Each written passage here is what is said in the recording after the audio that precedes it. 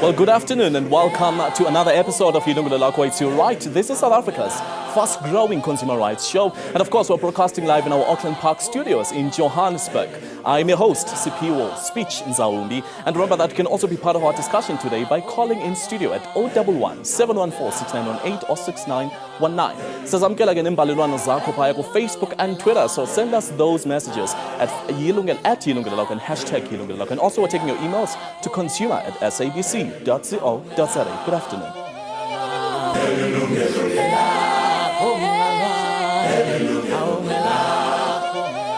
Now, what do you do when you have had enough of a poor service from a service provider and have done everything possible to bring this to their attention? Well, perhaps place a billboard at vantage point where everyone can see it, hoping this will shame the culprit and put them to shame, as we've seen not so long ago. But not everyone can afford this kind of service. Many aggrieved consumers turn to dedicated consumer rights bodies and take the matter to court for redress. But when all possible options have failed, consumers are usually left with no other choice. You told me to wait 10 minutes. I waited 10 minutes, right? The system is still rebooting, so then I'm waiting for the system. Okay, so 10 minutes ago you told me to wait for 10 minutes, right? Please, can I talk to you? All I want is service. Can I get service? Please. Guys, I just want to talk to a manager. Timo letfana naleti tijwayelekile. Baneng labafana nalomthengi labakhala ngemphatfo lengeyinhle uma bayothenga etitolo. Ngalesizatfu sekuhlukumeteka labanye bavakalisa buhlungu babo etindzaweni letahlukahlukene njenge Hello Peter. Lena yi-website levumela abathengi ukuthi badvumise noma bagceke imphatfo lebayitfole etitolo. I couldn't believe how bad they were in the customer service. Lomunye umthengi ukhala ngemalayini lamadze kubhadala, kepha abasebenzi basetitolo babe bagceketsa tindzaba.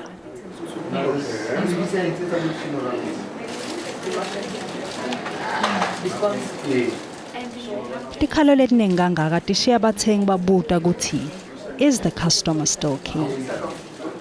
Angiboni ukuthi kuyiqiniso lokho ngendlela nje abantu ezitolo abasiphatha ngayo mangabe uyothenga. It's like ukuthi umuntu akanandaba nawe ufuna imali yakho kuphela.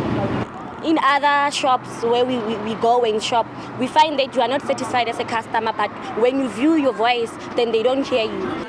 Kuona lamalanga, somabhizinisi waseJozi umangalisela abanengi ngikwenda ibillboard ya 61,000 wemarandi leceka imphatfo lekayitfole kulelinye libhizinisi.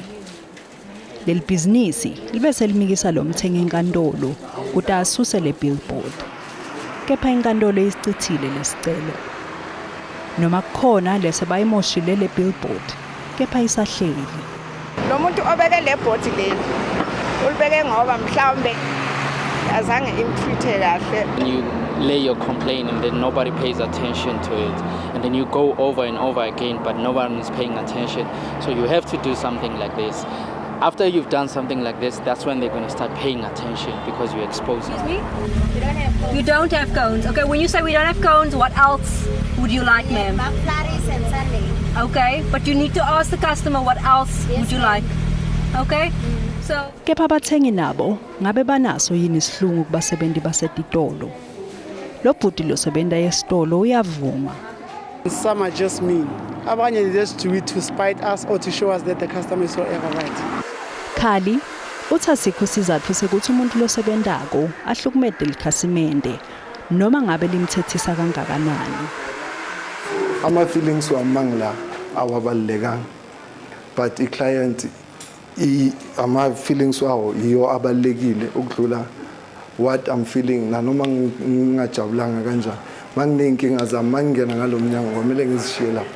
KALLI uyavuma ukuthi kepha ngalesinye isikhathi lamanye amakhasimende ayamehlula. Lapho mangabe ngiyafila ukuthi angisakhona ukhandlisha leyo nto leyo ngizoya ku manager ngimtshele ukuthi angisakhona ngalomuntu, can you try ukuthi attend or simnike omunye umuntu ozokhona ukumcalm down and ozokhona ukucommunicate naye ngendlela eright. Kepha ngeke simane sivele simkholwe nje. Sibutele likhasimende ukuthi injani imphatfo yaKALLI. First thing, ne, tumediso. Nna lebitso la ka ke nna abuti KHALI ke nna tlo thusang today. Wena lebitso la hao ke mang? Ke boletse lebitso la ka and then ke thabela ho thusa. Ukwenza ufile kanjani? Kamnandi kanjani? Hayi umuntu ungena emnyango hlala phansi sisi athatha ikhanda ekwenza into ayenzayo. At least yena unobuntu. Kenny MOKGOSI ngumphathi wale salon uthi kuhlukumeteka kwamakhasimende bangelwa ukuthi amabhizinisi lamaningi awasadihluphi ngekufundisa abasebenzi ukuthi amakhasimende aphathwa kanjani. Kanti lokhu kubaluleke kakhulu. The training that we teach our stylists is customer care based on consultation and analysis. How do you actually consult with your clients? Bathengi labaningi bayakhala ngemphatho lembi nekuhlukumeteka etitolo. Kepha noma kunjalo lisasekhona indzawo letatiko ukuthi the customer is key. Zinhle Dlamini, Yilungelo Lakho. Well, thank you for that background insert by our producer, Zinhle Dlamini. And now to talk about poor service and by some service providers. And of course, the issues of recourse for unhappy customers or consumers. Let's welcome our studio guest today, Sinaige Phaya Osistezi Mabuza. She's the Deputy Commissioner at the National Consumer Commission. And next to her is KALLIATAKIS from the Leadership Launchpad. And of course, Taki is the Managing Partner. It's an honor to have you in studio and thank you very much for joining us. All right, I suppose the first question to the two of you, I'll start with you, Aki. Is the customer always right? Is the customer always king? No, not by any means. I'm not one of those people who believes it. But the formula has changed, you see, because the reality is we need customers in business more than customers need us. Customers have many choices, but businesses have limited number of customers. And so, my philosophy is always one. You need to do whatever it takes to make sure that your customers are happy. What do you think could have possibly driven the customer that we saw, especially the billboard incident that was all over the news and, of course, created a lot of social activity? What do you think drove that particular customer to that point? It always comes down to a sense of powerlessness. I saw in the insert, that sense of frustration. I've tried everything. I've spoken to them nicely. I've spoken to them not so nicely, but they just, don't respond when businesses don't listen. And, the feeling of powerlessness over people and events is generally unbearable to us. And so therefore what happens is eventually that frustration just blows up. And as we saw in that particular segment, for somebody to go and spend 62,000 Rand of his own money to put up the banner, that's extreme behavior. But you can understand the frustration behind that. Sisters, let's come to you. Service providers in South Africa are taking customers for granted or perhaps for a right. Is that what you think? Cha mina ngicabanga ukuthi le ndaba yokuthi nje abathengi bethu ba amakhosi ngempela ba amakhosi and into esinayo nje ukuthi abathengi bethu bayaye babalulaza abantu bacikele phansi amalungelo abo bangabanaki nje nanoma bakhononda lokho kusho ukuthi ke ngempela ke ukuthi amabhizinisi wethu akabahlonipha abathengi ingakho ke futhi sinawo lo mthetho subekiwe manje useneminyaka emithathu obhekela nje kakhulukazi amalungelo abathengi unawo amalungelo njengomthengi ucinga into yobana ke ngo South Africa just in general are consumers becoming aware of their rights, perhaps, especially that you spoke about this act that you just launched? Abathengi bendi ikakhulukazi nje abantu abasha bayawazi umthetho kanti futhi abaningi babo sabayazi ukuthi banawo amalungelo kanti ke futhi njengathi njengohulumeni ke into efanele ukuthi siyenze ukuthi asiphume umkhankaso sibafundisa abantu ngamalungelo abo ukuthi bazi ukuthi uma ngabe baya ezitolo kumele bahlonishwe baphethwe ngendlela okuyiyo ngoba siyazi phela abantu bayisebenzela kanzima imali yabo ke akumelanga nje ukuthi uma bafika nje baphathwe inanoma isikanjani. Aki, I'll come to you again. Do you think that perhaps South African consumers are increasingly becoming antagonistic because of bad services? Yes. I think there's probably two things that have happened recently. One is that businesses, as they try and save money, they become tighter and tighter in terms of how much they're prepared to do for their customers. It's a generalization, of course, but that's the one thing that has changed. The second thing that has changed, however, which is even more important, is that customers are less tolerant than ever before. So they're more difficult, they're more demanding, they're more irrational and emotional. In fact, my dear old dad, who passed away earlier this year, he still thought to the day he died that I was a troublemaker because, I was there on the side of the customers. And the reality, he used to say things like, but customers, must get what they pay pay for and so on. But, you know, in the old days, we were seen as troublemakers. Today, especially the younger generation, is more open to obviously making those comments. And of course, maybe as a third factor or a second and a half factor, is customers today have more access to media, whether it's traditional media like our studio and many consumer so that programs. makes them more aware. Yes, in newspapers, magazines, television, radio, but also the social media, which of course with this particular incident just blew up, as you know, it lit up. At the last look I had, there was something like 2 million people who had actually made some comment about the saga with the cell phone company. But could it be possible that perhaps this kind of reaction, especially, I'll come to you, Sis, do you think that perhaps it's changing the behavior of the service provider? Ngempela abathengisi bethu baye bashintshe ngoba kakhulukazi ke uma sikhuluma ngalento esibiza ukuthi brand igama nje lesitolo ngobusona uma ngabe uye wayibona le billboard ibikhuluma nje ngesitolo okusho ukuthi njengawe uma ngabe unalelo business lelo usubukile ke ukuthi cha lento yenzeke endaweni iyodwa nonke ngibe senipendwa ngapende munye because khuluma ngebrand ngalokho ke kwenza ukuthi nangabe abathengi bethu bayaye bakhalaze kuvele nakoma social media kanjalo abathengisi bethu bayaye babona ukuthi hayi cha nangabe lokhu kushiwo ngami ngimbi kangaka ngakho ke baye bashintshe bazame nje ukuthi nanoma kanjani iningi labo laye lithi ukuhoxa kancane libheke ngendlela eliphatha ngayo abathengi babo ngoba bephela siyazi ukuthi ama business lana asimeme ngoba kukhona ama customer uma ngabe abantu abasaphathwa kahle ke bayaye ngaso sonke isikhathi abantu baye bavote inyawo zabo basuke nje baliyeke ibusiness ukuthi cha ngisayila ngoba not ngoba ngeexperience yabo ikakhulukazi futhi enye into ilona the word of mouth uma ngabe ngizosuka manje ngitshela ukhalilana ukuthi cha ngiye endaweni enjena ku restaurant ngaphathwa kanje nakanje usetshela umngane wakho ukuthi yakhumbula le restaurant ebesikhulume ngayo so ngakho ke ama business ethu ayathanda ukuthi aka protect ama brands awo ke ikakhulukazi ke nakuvela ku social media abathengisi bethu baye bathi ukuhoxa bathi cha asiphathe kahle kabathengi bethu.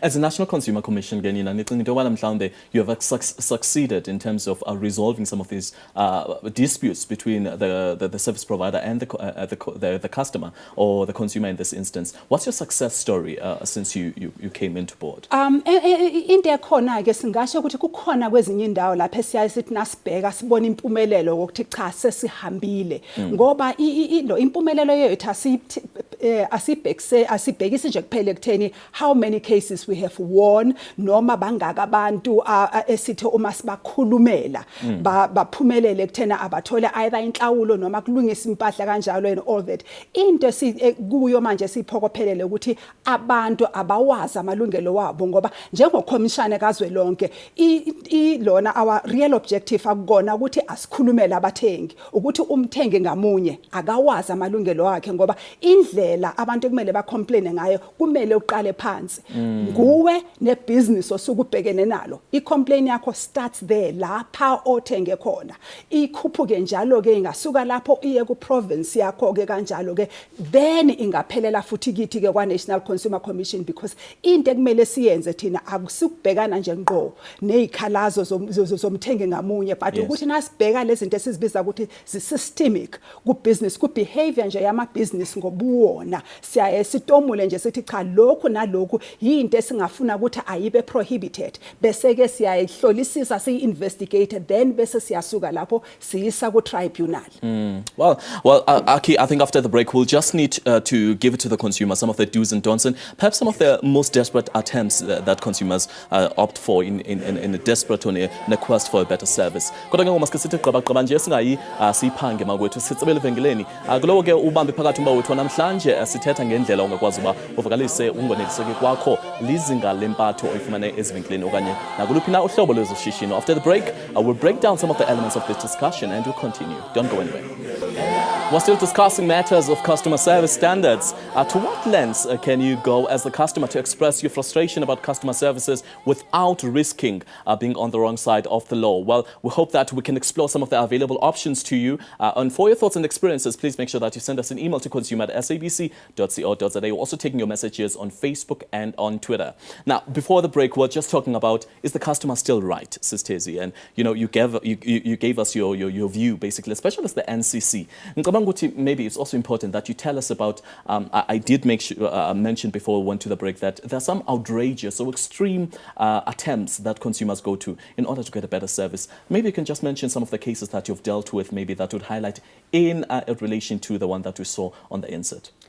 Siyaye sithole ke ukuthi uma abantu bakhalaza ke sinalento esibiza ukuthi forum shopping ukuthi umuntu uyayakhuluma ahambe nje ayokhuluma nebusiness lakhe hathi uma ekhuluma nebusiness uthole ukuthi kukhona nje ukuhilizisana ngamagama asuke umuntu athi ngaphambi kokuthi athi I declare dispute manje ngazi ukuthi asazwani ke ngizothatha lo mbono wami ngiwise phambili asakhuluma nje lapho ke uzothi mase exoxa nathi afake i-email balele wonke umuntu abhala azagcina nje afake nabantu abakuparliament noma ama-MPs kanjalo wonke umuntu lokho ke kuyaye sikubize ukuthi forum shopping ngoba kusho ukuthi wonke umuntu down the line either u-public protector ithina umnyango othize maybe umnyango wezempilo nobani nobani yebo abantu bayaye bakwenze lokho bayaye bakwenze lokho ikakhulukazi ke nje uma usubona enye into ebalekile futhi I think uKarl that will be talking to is the issue of the right yokusho ukuthi cha mina nginesikhalazo you've got the right nasithatha umthetho sisekelo wethu constitution ukuthi nanoma ubani can express his view but into ebalulekile ukuthi njengomthengi unamalungelo uphinde futhi ube nesibopho lokho kusho ukuthi ke uma usukhalaza khalaza ngendlela okuyiyona okuya ngendlela umthetho ngakuvikela ngakho ke ngoba nasikhuluma ngeConsumer Protection Act inakho ukuthi qala esitolo uyephi. Because I think also that's what we're trying to establish in today's show is how do I know if I'm not on the wrong side of the law, Aki? Maybe you can just tell us that. I mean, is printing a billboard permissible? We saw that it actually went to court and, you know, the consumer actually won the case. But can I print a T-shirt and walk downtown and write all sorts of writing as similar to that on the billboard? Absolutely. I've seen so many of those examples. So it's not just T-shirts, but stickers in the back of the car, taking out classified adverts in the newspaper. So there have been a lot of those. What's very interesting is that in the recent case, the judge in her judgment said she's not making a judgment about whether the company is a good company or a bad company. What she's judging on is the right of Mr. Prokas in this particular case to actually express his story, to tell his story. And then she also made a comment about if they felt that what he said was inaccurate, then they can sue him on that behalf. Of course, they're not going to do that. But I've seen some really radical actions, I have to tell you. One of the popular YouTube videos is a video about an airline, United Airlines in the United States, who had broken a guitar from a member of a band. 14 million people have watched this video, and it's a song, just basically United breaks guitars. I've seen dramatic actions where consumers take the tomato sauce and the mustard and they scribble on the tables in restaurants. I've seen a story but wouldn't about... that be regarded as violence or violation to the rights of the customer service provider? Customers, sorry, carry on. Njengoba ngisho ke uAkhi uyakhuluma ngendlela ukuthi izinto esizibiza ukuthi extreme asithathe ukuthi uma ukhononda bheka ukuthi njengomuntu okhonondayo awungamoshi impahla yomunye umuntu lokho esikubiza ukuthi malicious damage to property kanti futhi uma ukhalaza bheka ukuthi kukhona umthetho sisekelo lokho siubiza ukuthi constitution uthi unamalungelo uphinde futhi ube nezibopho awungikwazi ukuthi ngithatha amalungelo wami ngithi uma ngikhalaza sengizogcina futhi ngilulaze wena noma igama lakho especially nangabe umuntu uyasebenzela ibusiness lo muntu osebenzela ibusiness uma ngabe ukhalaza ngebusiness khalaza ngebusiness alelahlekelwe ibusiness kube injongo yebusiness ukuthi ayithi ukuthola noma recover ama cost wawo lawa mina engwalethe kuyona ngokungenza umsebenzi wami through ibusiness. So sinako ukuthi na ukhalaza khalaza ngebusiness awungafaka amagama abanye abantu thina ke njengoba usasho ke siphiwe ngiyazi ukuthi khona hlezo obufuna ukukusho but besithi umthetho lo lona the consumer protection ithi uma ukhalaza qala ku business uhambe njalo siyazi ukuthi ngesinye isikhathi abantu baye bathathe ngokuthi cha amalungelo amvela anyathelekile but bheka ukuthi yiziphi izindlela ezingasemthethweni okokuqala ongakwazi ukuzenza ngoba uma ngabe awunayo imali ufana nami uthezi ngamabuza uzosithola usengxakini ekutheni sekumele uzivikele ngaphambi komthetho. You get sued. We also saw that on the insert kukhona abantu who take videos. Is it legal to, I mean, can't I be sued for being perhaps in the wrong side of the law when I take a video using my cell phone of that particular incident in the store? Or perhaps I was just inside the store and this is perhaps a disagreement that is between the service provider and another customer, is it possible or is it permissible for me to use my cell phone to take a video? You know, in most businesses with call centers, before you even get to talk to somebody, they say, you know, this call is being recorded for quality control purposes and so on. And equally so, I think customers have a right to record what actually happened. Now, the question is, what do you do with that afterwards, okay? I think we're on dangerous ground when a customer starts publishing an interaction with one of their suppliers. Nevertheless, you know, I mean, you know, Tezi is absolutely right. You know, we have to also accept responsibility as customers for our actions. And the moment we start, you know, doing very dramatic things, then there are going to be consequences to that as well. You know, sometimes it's legal. I know of an old lady, an old widow who was being hassled for 6 months while her money was tied up to pay an invoice of 3,500 rand or something. And then what she did is when she was able to go and draw the money, she drew it in small coins. And she delivered 3,500 rand worth of coins to a particular company in a big wheelbarrow. Now, you know, is that illegal? No. Did it make the company create a bit of difficulty? No. It didn't. It did create difficulty for them, but she made the point. You know, if you're going to bug me about something which was out of my hands, then I'm going to bug you by, you know, bringing you lots of small change. Wow. Well, let's hear what you have to say. Remember that you can call us right here in studio at 011-714-6918 or 6919. But right now, let's take Xolani, who's calling us from Cape Town. Hello, Xolani. Welcome to the show. Yeah, tabulela Putom. Nam dineskalazo ngendaba ye-phone yabo. All right. Ndafonela kanatsuka ka-SABC kuthiwa ndi-qualify for an upgrade. Okay. Into eyenzekayo ngoku xa kuphinde ngokule kuhamba ithubeni kufaniseka xa ndiphe ndifowuni apha kuthiwa ayo call center agent yakwa-SABC yathi ayo upgrade. Ayibonakali pha kwi-screening. Datra i-call yatransferelwa kwa-upgrade department. Phana xa ndithetha nomnisisi wathi no ayo upgrade zi-contact ezimbini. But now ke ngoku xa ndinatsika apho ndafonelwa ifowuni ndayifumana ifowuni ngokwe-upgrade but kubo nje ndisitsho ayitsho uba i-upgrade. So ndafonela ka-national credit regulator ndathunyelwa ka-ICASA. So ka-ICASA bandithumelela back ka-National Consumer Commission. Xa ndifowunela bathi bona imandate yayo abanamandate ne-telecommunications. Mandifowunele back ka-ICASA. So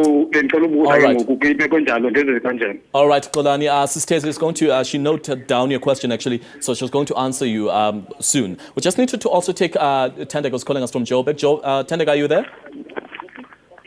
Hello, Tandega? Hello. Hello, Mama. Yes, I'm here. Hey, Emma. Umbuzo, Mama. Ndinengxaki enkulu apha mntanam iqale last year. Mama. NgoSeptember. Ndatshayiswa ngumntu emva kwemoto, watshayisa nje ibhampa yemoto. And then ndayisa kwi-insurance yama nanoba ndiyibize negama. Suyibize igama, Mama. Okay. I-insurance yayithatha yayisa kwenye igarage. Uba balungisele loo bhampa, bayilungise ibhampa. Bahlamba imoto. Ukuyihlamba kwabo imoto bayihlamba in and out, bahlamba nangaphambili lapha kwibonnet yonke laa nto iphaya, mna ke ndiyibiza i-engine yemoto. And then kuthe kuyihlambeni kwabo kwangena amanzi kwi-computer box, imoto yonakala. Bayilungisa, I think bayithathe kayi-4 beyilungisa, bezama ukudraya loo manzi. Bamosha i-wiring yemoto. Bandihlisa bendinyusa bendinyusa ndibafowunela. Xa ndifowunele nomnye athi wenze i-appointment kwathini, I think ndiyifeka i-5 kulaa garage. Bezama ukuyilungisa, ayalunga imoto up to today. Okay, Mama. Ndithemba kwako ke ndaya kwi-insurance yam ezisi bhatala ngenyanga. Yes. Nalapho kuseyilonto imoto inilo koko. Abakakwazi ukunceda ke ngoku. Into ya last year ngoSeptember leyo. Okay ke mama. Siyabulela kakhulu Mama Thembeka. Xa nalo unilahlela kulo xa ndithetha ne-insurance inilahlele kula garage, xa ndithetha kula garage inilahlele kule insurance. Okay, ke mama. Sizama ukuba siphendule umbuzo wakho. Our assistant is also here for that. Let me also take Themba or Tembani, who's calling us from the Eastern Cape. Themba, hello. Themba Eastern Cape eNqobo. Okay, ke tata, kunjani? Yebo futhi ndicela mana khakha ndicela usisithiza kha ndicacisele. Ndandingekho enephupho lokurana ibusiness yengulube yehagu ne ngacela ukwenzelwa i-business plan ngusida I say 4 years back usida eMthatha ndiqoqiswa pha bear in mind ukusuka eNgqubheka eMthatha every day kuthiwa mandize nalena ndize naleya up until today into enzakala ixhwange and andiyiva mna into bakuthiwa masiripote pha kwezi report banzitanga kakuhle usawugqiba ufuna pha uncedo kwaba bantu bazaziza kanjani because kwayimanager fumanisa ubutshomi wale service provider okanye wale consultant ithini into ngezi companies zikarhulumente zingaseyihoyiyo ngakumbi usida eMthatha. Okay, sabela kakhulu ke bhuti. Thank you. Well, you know, these callers really, they leave much to be spoken about, but I think we need to answer some of these questions after the break. Let's go for an ad break. All right? Is that fine with you? Yes. Okay, let's quickly go for an ad break. Do you perhaps have an experience that you'd like to share with us right in studio, or rather some of the queries you'd like to direct to our studio guests? Well, please call us on 011714691 or 6919. We're also taking your messages at Yilungelo Lakho. Actually, after the break, we'll be taking those Facebook messages, so make sure that your message is there also. After the break, we'll continue. To participate in our discussion right in studio, the number is 011714691 or 6919. And just before the break, we're taking some of your calls. Panel, we really had a very interesting caller period where our callers really gave us some of, some of the encounters. I saw that you were just banning to answer some of those, Stezi. Let's start with the first one, which is Xolani was calling us from Cape Town. What can you do? Siphiwe kokucala nje into engibonayo uXolani lana uneyinkinga ezimbili une contract ebeyena njengomthengi bekumele bekazi ukuthi izo expire nini ngoba nakho uyafonelwa kunokuthi abuze yena iphuthe engilibonayo kokuqala kabuzanga ukuthi contract yakhe izo expire nini ngaphambi kokuthi athathe le eyesibili kanti ke futhi kunephutha futhi nakumthengisi because uma bethi icontract yakhe iya expire nabo ngesinye isikhathi lokho esikubiza ukuthi i-false advertising noma is deceptive marketing. So ngalokho ke unakho ukuthi angaletha isicelo sakhe ke asho ukuthi ubefuna ukuthi akwenziweni because oqala ke singabuza ukuthi icontract le eyokuqala yakhe izo expire nini ngoba nangabe iseno 24 months angayikhansela because siyazi ukuthi contract umthetho wethu uthi kumele ayibe u24 months angakhansela yokuqala asale neyesibili ukuze ukuthi angakwazi ukuthi akwazi ukukhokha. Kanti ke uma sibheka lapha yana kumama uThandeka ukhuluma ngengozi eyenzeka imoto yalungisiwa lokho okusho ukuthi uma ngabe silungisiwe i-engine simoshekile kanjalo ke uma ngabe impahla ilungisiwe uno 3 months lapho ukuthi nangabe iyaphinda futhi yonakale kumele lo muntu oyilungisile iyaphindiselwa futhi emuva ilungiswe kanjalo kodwa into ebalulekile futhi ukuthi naye ke uma ngabe usecikekile because useyise kwaze kwabaka u4 ukuthi akathumele i-complaint yakhe sibone ukuthi angasizwa kanjani sine dedicated ombuds manje esibiza ukuthi motor industry ombuds engakwazi ukuthi ingabuka lolu daba because bona bangochwepheshe uma sesiya ngezinto ezihambisana nezimoto kanjalo SADR bangamsiza ke kanti ke ekaThemba ihambisana nezinsiza a service provided isebe lika government which is a service provided by government uma ngabe kunjalo ke unakho ukuthi angasithumelela i-complaint kanti futhi usida uyaye uwela phansi kwa government angaya futhi kwa public protector kanjalo ke because it's a service provider government ngeza nakithi noma ngayisa ku public protector asho ukuthi angigculisekanga ngale service. So Uthemba can write to you as yes, he can write to us as the MCC. And then you can take it up to the public protector. Some of the similar cases, I mean, I'm sure that you are familiar to some of the cases and some are even more outrageous than these. Yes, absolutely. But you know, there's two important messages that come through for companies over here. One of which, of course, you mentioned in terms of the false advertising or the misleading advertising. I think companies are on a very dangerous slope when they put an offer together that sounds incredibly attractive. But you know, when you take a look at complaints, the majority of complaints that come through because of issues of reliability and responsiveness. Yes. Did we keep our promise as the customer understood it? And then responsiveness, did we respond to the customer's needs?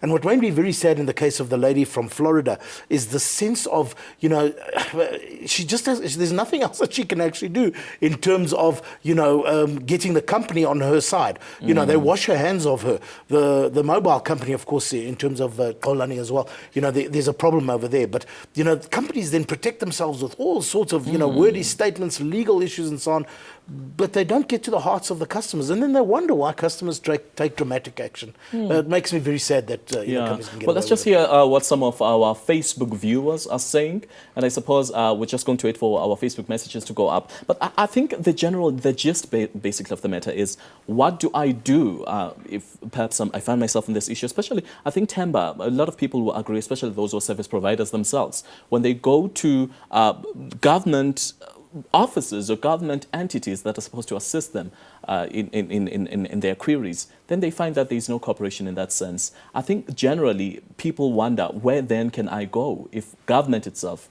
doesn't provide? Yeah, empeleni ugovernment uyiprovider naye ngobuyona ungumthengisi, because nanoma ngabe sithi le iservice oyitholayo isimahla omunye uyikhokhele ngentela. So okusho khona ukuthi ugovernment akekho immune nangabe uphatheke kabana ke ngendlela ugovernment akuphethe ngayo. I-public protector yenzelwe kona lokho ukubuka ngendlela ugovernment aletha ngakhona izinsizi zakhe. Kanti futhi nathi ke njengecommission siyayisethi nasithola lezo sicelo ke sibheke ukuthi abantu abathintekayo noma imkhakha noma i-department ethintekayo yipi, bese siya engage no CEO we department sithi ninayo na indlela yokucazulula inkinga zabantu enibasizayo. All right, well, let's just also hear what our Facebookers are saying. We've got Tabza Moabi, who says, we need to make sure that we know people we are making business with. And then we've got Odwa Kaula Odo, who says, irong le nto abayenzayo cause umntu uthengisa indlu kanti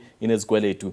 Bese kumele ukhokhele into ongayazi, imali ongayazi, mababoshe labantu basile. And then John Sebotuma says, good day.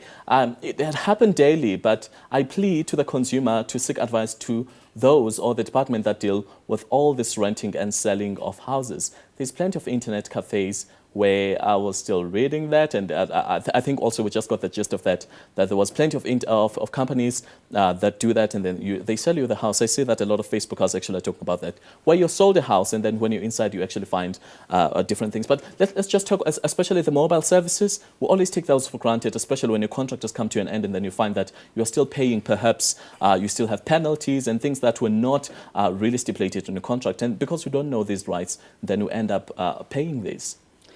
Cha, uma sibheke i-contract umthetho wethu okuvikela abathengi uyaye uthi i-contract ayibe u-24 months. Be u-24. Ayibe u-24 months. Kanti ke unakho ukuthi ke nangabe ke asithi usuthethe i-contract, then awugculiseki, you are not happy with the contract. Into kumele uyenze ukuthi you can get out of a contract. All right, let's continue with these after the break. Studio. After the break, we'll give you more. Well, we're still taking your calls at 011-714-6918 or 6919. Just talking about calls, we've got RHODA, who's calling us from KZN. Hello, RHODA. Yeah, what's on bonus? Kunjani? Yeah, kunjani. Thank you. Umbuzo mama. Yebo. Okay, inkinga yami leyo ukuthi ngangena esitolo. Mangena esitolo ngisabuka nje ngikhamba phakathi ngisabuka into engiyifunayo. And then i-manager yasesitolo yaqhamuka yang-approacha ngitshela ukuthi ngicela uphume nje kulesi sitolo futhi ungaphinde ungene. Mangi-question ukuthi why, yathi nje ngisho lokho ukuthi phuma ungaphinde ungene la esitolo. Manje ngaphuma ngingazi ukuthi kufanele ngenze njani, ubani umuntu ofanele ngimbikele ngoba angilona ifela, ngoba bonke abantu basebebuka mina isikhonto engithathile noma bengeba. Kanti cha, yangihlupha lento enhlizweni yami ukuthi ngizoyibika pho ngathi mangithi ngifuna amanye ama-managers kwesinye isitolo esifana nalesi ngangakuthola ukusizakala kulesi engangene kuso. Okay, Siyabonga kakhulu, Sister RHODA. We're just going to answer your question there. This is rather disturbing. You walk into a store and they're told, don't ever walk in here again, just get out. Yeah. Siphiwe, lokho nami ngikubona kuyihlazo kanti futhi kuyaye kube buhlungu kulesikhathi esikuso. Humiliation. Yebo ngoba usubukwa kabi ke njengoba umama RHODA esesho lapha ekhaya. but into ekhona nje balekile ukuthi nangabe kwenzeka into enje isitolo sisho ukuthi i-right of admission is reserved, but lokho akusho ukuthi nangabe usuyakhishwa kumele uchazelwe ukuthi cha besicela ukuthi ungangeni ngoba noma besicela ukuthi uphume ngoba unakho ke ukuthi ungakhalaza nakithi ke bengakhalaza umama ngoba umthetho uyasho ukuthi nanoma imuphi umthengi uvumelekile ukuthi angangena kunanoma yipi indawo. Lokho kusho ukuthi nangabe uyacomplaina in this way siyaye sikubheke sithi uyacomplaina bese siyambuza futhi naye thina sizoba nalo ithuba sokumbuza umphathi wesitolo ukuthi what were the reasons ukuthi umuntu akhishwe esitolo, then naye asinikeze uvo lwakhe ngoba kumele balance kokubili. Kwenzekani ke where you find ukuthi I think when it's a retail store or franchise rather, it's easier ukuthi uhambe your complainer, you know, because it's a general store. I mean, it's well known. But in a case where perhaps it's a boutique, you walk in there, it's my private store, it's my jewelry store, and I'm violated, or perhaps you're told that you can't afford that, just put that bottle down. In terms of complaining, what if the service provider then refuses to cooperate in my query? Kuyenzeka ke ukuthi ngesinye isikhathi nje umphathi isitolo uyayathi angeke nje nizeni ngitshele lutho isitolo sami ngine right ngibhadala i-tax lana. Lokho ke siyaye sihlole siyaye simbhalele incwadi sisho ukuthi sizoku investigator ke sibheke ke bese uyasho ke naye abeka uvo lwakhe ke bese siyasithatha ke leso sicelo nangabe sikhuluma naye still akaliboni iphutha noma sizwani ngokuthi axolise, then we approach i-consumer tribunal ezosho ukuthi i-conduct yakhe i-prohibited. Kanti kuyaye kube khona isijeziso sibiza ukuthi administrative penalty lapho eyaye yenzeke ukuthi ivamisa ukuba u10% we the annual turnover noma ke kuya ngokuthi yena ubona ukuthi angasikhalela thini. Okay, let's quickly take Lucky, who's calling us from MPUMALANGA. Hello Lucky, welcome to the show. Lucky, is Lucky there? Yes. Yes baba. Nenkinga la ngalokhu nje futhi bangifaka kuma credit bureau it was 2011. So Lucky? So now mangena lapho mase ngibhadala bangithi ngibhadale ngingabhadala ngicala ngabhadala eGas and then ngadliwa velindlo at all. So now babhizi bangifake mangithi ngiyofuna izinto bangitshela ukuthi nguma administrate and already lo mali sengibhadalile. Lucky, we so apologize for your experience, and we just hope that you will be able to get assistance. So sisters, can you just speak? Lucky, sisters, can you speak to Lucky, because it seems to be a bit emotional about the issue. He's on the line. On the line. Okay, le kalakhi yokuthi akadlelwe indlu into ebalekile ke ukuthi uma ngabe uyahluleka ukukhokha okokuqala nje abantu kumele uye kubona abantu laba esibabiza ukuthi National Credit Regulator shono uma ungakwazi ukukhokha before uba sengxakini, then uyaye usizo ufake. Talk to him directly, he's listening to you. Yeah, uyaye ufakwe directly siyaye unikezwe umuntu ongakusiza kwa National Credit Regulator kanjalo ke bese ke lowo muntu lowo ke into azoyenza uyaye abuke ukuthi bangakusiza kanjani ukuconsolidate isikweleti sakho. Uma isikweleti sakho sesiconsolidate ke ungasho ukuthi ungakwazi ukukhokha imali ibe yinye, bayakusiza kuloko. And nangabe ke futhi indlu isidliwe ukuma administrators sicela ukuthi emveni kwalokho ke ungakhuluma futhi nabantu bakwa National Credit Regulator, ungasibhalela emveni kwalolu hlelo you can send i-email yakho sithola imininingwane yakho, then sizokwazi ukuthi sikuxhumanise nabantu abangakusiza. Okay, Lucky, usizakele baba? Ngiyasizakala manje. Okay, yeah, bangangithumela just ukuthi ngikwazi ukuthi because labantu engikhuluma ngabo bangitshela ukuthi ngisemthatha, but I'm in with Bank. Okay, what you must do, just send the email to Sispali. We're actually going to have the email right on the screen, so you can send those emails and the numbers are going to be there. And you can call them and then bazakwazi babagnet. Okay. Thank you so much, Lucky. We also have Pali, who's calling us from MPUMALANGA. Hello, Pali. Hello. Ali. Hello. How are you? Ngiyaphila. Yes, mama. Uthini umbuzo? Ngithi mina ngine problem la ngathenga umbhede. Ngiyosini store home improvement eLelspruit. 2013. Ngawuthola ukuthi une problem. Babuya bawuthatha. Bathi bayobuka iphone yawo. Bangibhalela incwadi bathi ngeke bakhona ukungilungisela. From there abazange bengilethele wona. So bawuthatha umbhede and then bazange bawubuyisa. Yeah, abawangirefund nemali konke. Bekunini ngakho? Which year was that? 2013. Which year? Hello? 2013. 15 January. Okay, Sisi. Usuzawuzama uku-assista apha e-studio sisithezi in terms of what you can do. Thank you. I find that quite strange. They come and they fetch something, they never bring it back, and also there's no refund in that regard. In terms of the legalities and whatnot, I think we should just touch base on that when I come back from the break. But we need to take an ad break right now. So after the break, you're just going to give us more on that, and especially some of the callers who have given us. I mean, like his case is a bit emotional also. You had that as was calling. The extremes that consumers have to go through, and I mean, they keep silent about these issues. I think after the break, we need to touch on those. We'll continue with our discussion after this break. I will still continue with our discussion right here in studio, and we're just going to wrap up some of the things that we said, or rather give tips. But firstly, let's just answer some of the calls. What Kolani who called us, a bit emotional. We're still just going to talk about the do's and don'ts and some of the legalities when it comes to issues like this, especially repossession. Uma ngabe uthenga impahla ngesikweleti Siphiwe, into ekumele uyazi ukuthi impahla ayiyona eyakho until ize ikhokhelwe. Kanti ke futhi njengabathengi ke siyaye sithole ukuthi ngazi ukuthi we are not yet there wherein we understand ukuthi kunomehluko phakathi kwe-product then ne-credit. So uma ngabe uthenge impahla ngesikweleti, uma ngabe impahla ayikuphathi kabi, there's something wrong with the product. Complain about the product, but unesibopho lokho esikubiza ukuthi it's an obligation for you to still service it. So asikuhlukanise ke lo. Yes. Such emotional callers, yes. Such cases, and I saw that you wanted to respond just on the spot. Yes, what do you have to say? I think, people before profits is the principle for me, and customers before profits. And I know I sound like a communist or something like that, and I'm certainly not. But the reality is so many businesses put the rules and the processes and procedures before their customers. And if you look at it just purely from a business sense, it just doesn't make sense. I mean, at one point, Tezi began talking about the brand and, the impact on the brand.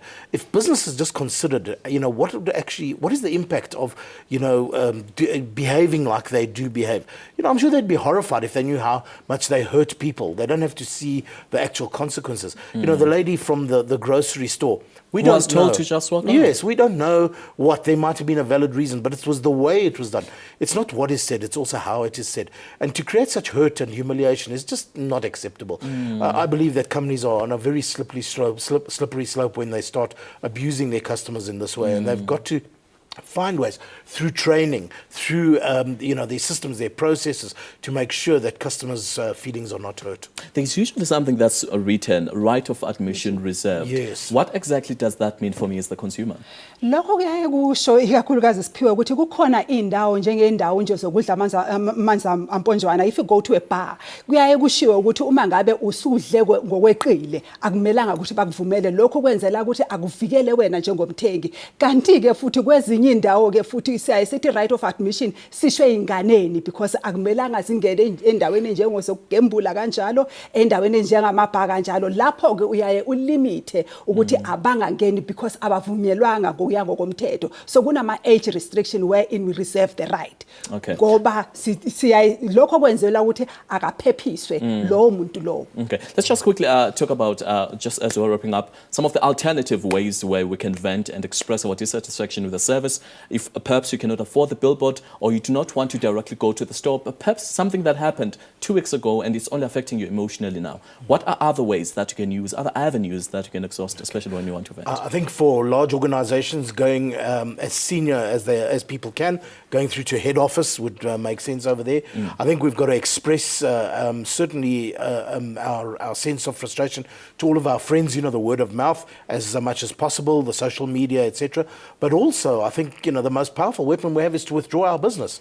So at the end of the day, to, if possible, not support the businesses where we are abused. There are some creative things that we can do in terms of, as I mentioned, car stickers, posters. Somebody painted the wall outside their house, attacking a particular business. I think the social media, we've said many times, can be very powerful over there. But I think one has to be very careful, customers have to be very careful when they start taking action, which for them will lead to consequences such as being sued or taken to court and so on. I think it's got to be done from a point of calmness, not from a point of anger. Dedicated So first, consumer rights. first sleep on it, yes, and make sure that you are calm, and then plan your revenge in a very cold manner, I think. And we also spoke about the responsibility, Sister Tenji, early on. Perhaps, Sister Tenji, you can perhaps talk about that. Sinomthetho wokuvikela abathengi. Lo uyayikusho kahle nje ukuthi uma ngabe uyakhalaza directly ku-business lakho, uma ngabe futhi uyathanda ukuthi you cannot go directly. Njengomama njengoba eshizwe ukuthi ubehlukumezekile emzweni yakhe, like wherein umuntu ukhishwe inyumbazane, you know, like just your personal rights, human dignity has been degraded. Awudingi nokuthi uye esitolo, zana kuthina amathuphu vele nje usibhalele sizocela i-complaint yakho ukuthi ayibhalwe, ungasishayela ucingo sizokuchazela ukuthi ayenziwe kanjani, noma ungasithumelela i-email directly. Nangabe futhi kuyenzeka ukuthi ukwenye province nanoma ukuphi, sithumelele nje i-complaint yakho, sizoyidlulisa, sizodila ngayo thina, ukuze ukuthi wena njengomlaleli ke emakhaya noma njengombukeli emakhaya ungazitholi ulapho ukuthola ukuthi imizwa yakho isiphakeme kakhulu, kanti futhi kungahle kwenzeka ukuthi ube sued because usebenzisa indlela ekungeyona. Well, Sister Tezi and Aki, thank you very much for joining us. And hopefully we've given the consumer as much information as, you know, they needed when it comes to venting, and just also the responsibility of me as the customer, but also just to know your rights when you are dealing with a service provider. Thank you very much for joining us. And thank you. Hopefully we'll have a follow-up on this episode. Well, we have now come to an end of our discussion, unfortunately, because of time. Let me thank our studio guests, and also thank you, Ngokubanihlala Ninati, every Friday right here on SABC 1 Mzansi for sure. Please join us next week Friday for another live consumer topic. Our repeats on Monday, every Monday at 12 p.m. or 12 midday to 1 o'clock. And from me, Sipho Nzaumbi and the rest of the team, till next time, it's goodbye.